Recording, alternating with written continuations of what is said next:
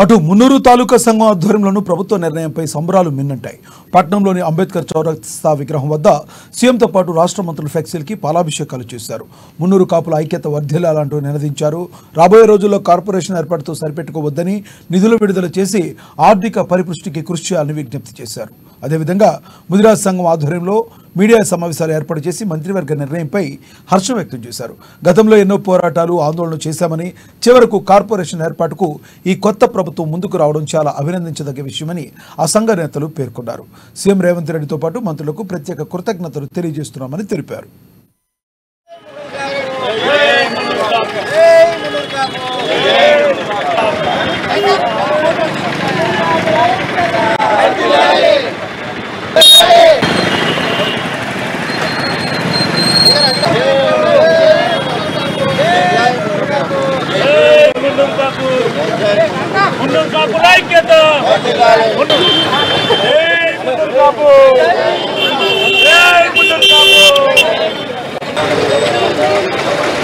ఈ రోజును నిన్న మాకు మున్నూరు కాపు కార్పొరేషన్ ప్రకటించడం హర్షణీయం కాబట్టి దానికి అనుగుణంగా ఈరోజు ఈ ప్రభుత్వానికి, ముఖ్యమంత్రి గారికి, వారితో పాటు మా కుల సోదరులకు, జిల్లా ఇన్ఛార్జ్ మంత్రులు అందరూ కూడా పాలాభిషేకం చేయడం జరిగింది. మరి రానున్న రోజుల్లో కార్పొరేషన్ ఏర్పాటు చేయడంతో మీరు సరిపెట్టుకోవద్దు.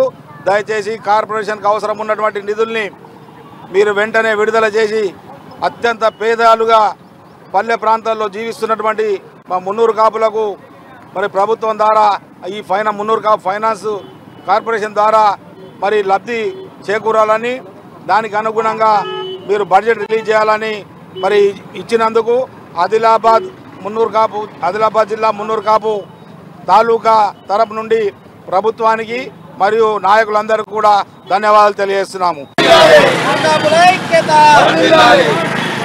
జై మున్నూరు కాపు.